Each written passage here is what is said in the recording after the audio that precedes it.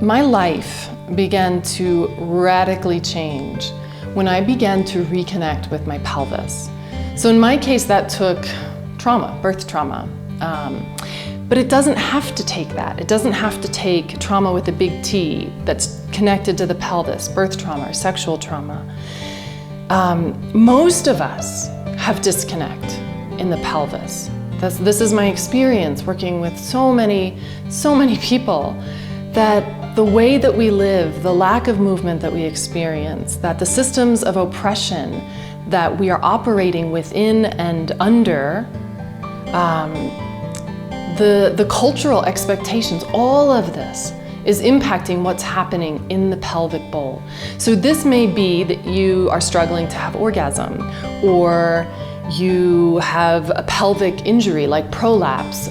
Maybe you're dealing with urinary incontinence. Maybe, and this is the case for, again, so many people that I work with, there's a lack of sensation, right? And that was the case with me. It wasn't like there was something the matter that you would go to a doctor for.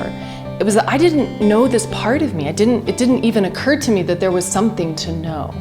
And it took for me that kind of big trauma in order to realize, like, whoa, there's something there, and I want to pay attention, and I want to understand this part of my body.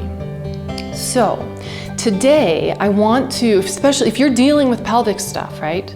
I want to give you 5 steps that you can start using immediately to reconnect with your pelvis and begin to trust it. Because it's this reconnection.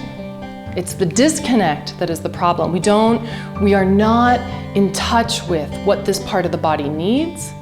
We're not in touch with what is held there. We're not in touch with how we feel about our pelvises. And so we need to find ways to reconnect. And it's this reconnection that is going to enable you to trust your body, to trust your pelvis, and that's going to take you on your path of healing and ensure that you actually get the support and resources that you need to feel better.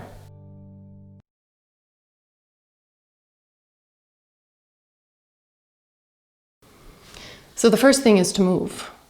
And this may sound overly simplistic, but as a movement teacher, I can tell you that movement has many different meanings and many different qualities. And so not all movement is going to be supportive of your pelvis. Take the movement of artificial contraction of the core or of sucking in the belly, right? This creates a lot of tension, and your parts need to go places. Your organs might go up and they might be pushed down, right? And so we're putting unnatural force on the pelvic floor.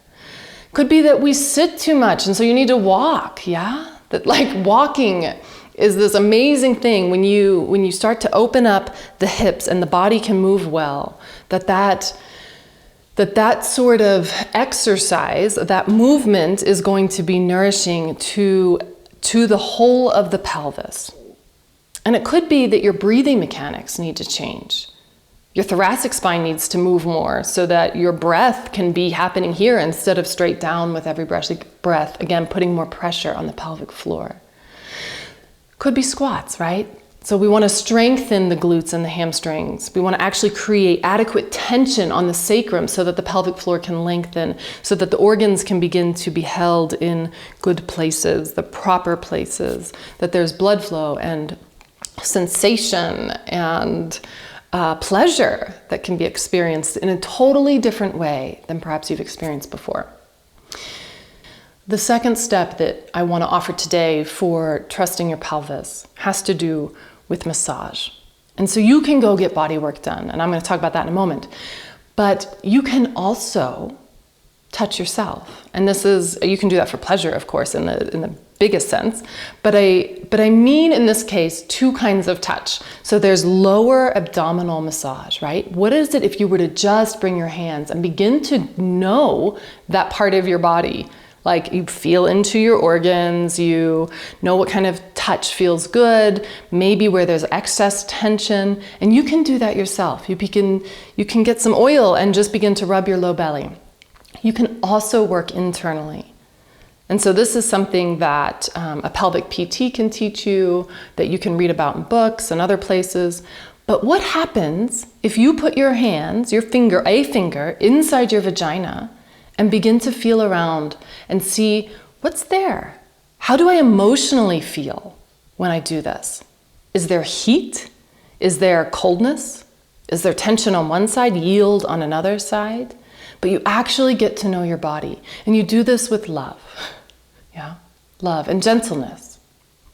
So this kind of massage can be both the outer and the inner can be a great way to reconnect with whatever's going on in your pelvis and to help you establish some of that trust, that there's a reciprocal relationship, there's love going on and your pelvis feels tended to. The third one has to do with lifestyle. And so when I look at the systems that interfere with the health of the pelvis, right? We're going to immediately look at what happened to you when you were growing up, right? And so there are big systems of oppression, everything from racism to poverty to religious experiences, but there can be culturally acceptable to you ways that life is constructed, it's a long phrase, that impacts the health of your pelvis. This comes down to the shoes that you wear, right? Anytime you have a heel on, it's going to shove your hips forward, and that's going to impact the alignment of the pelvis.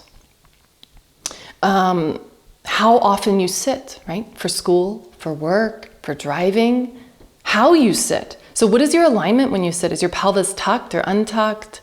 How much does your environment limit your movement? So like you have a bed, right? And a couch, and they're all about the same height. And so you never get down onto the floor. And so these kinds of factors impact how much you move about the pelvis and about the other parts of the body that then impact what's happening in your pelvis and in your pelvic floor.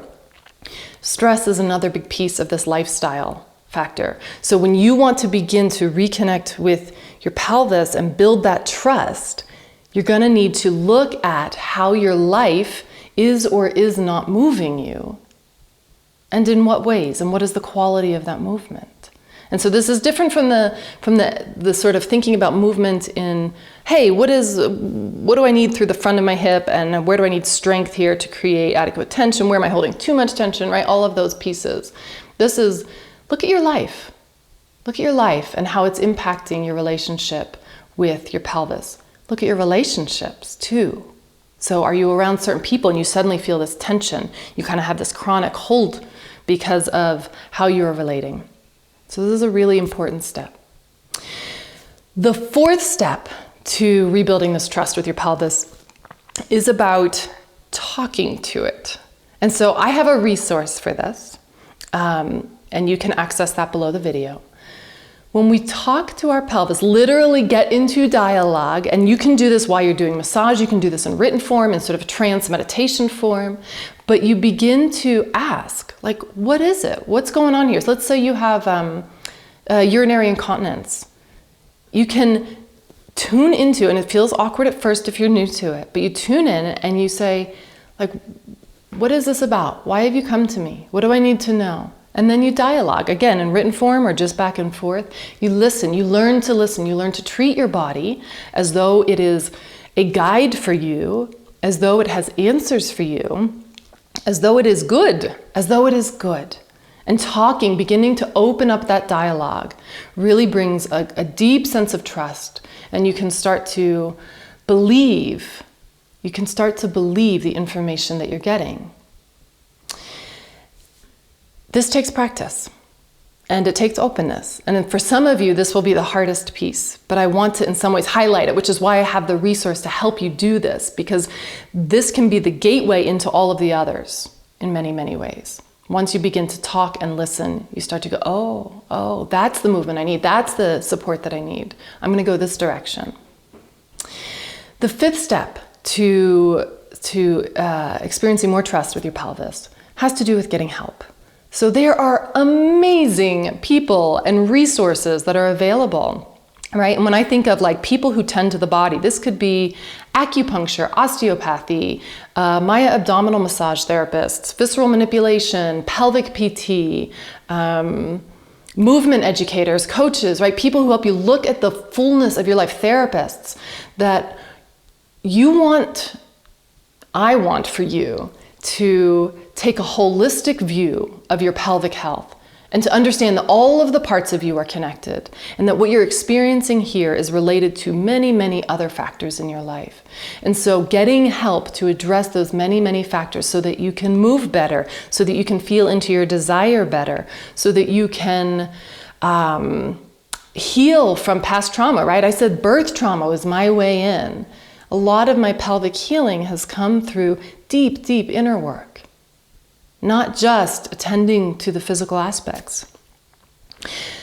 So I encourage you to get help and to be circumspect in that regard. The talking to your pelvis is going to be a part of how you know what kind of help you need. Because there is no one way into the body. There is no one way into healing. There is no one way into health. That you are a complex, beautiful being. And rebuilding that trust comes from exploring a lot of different avenues. I hope that this is helpful to you.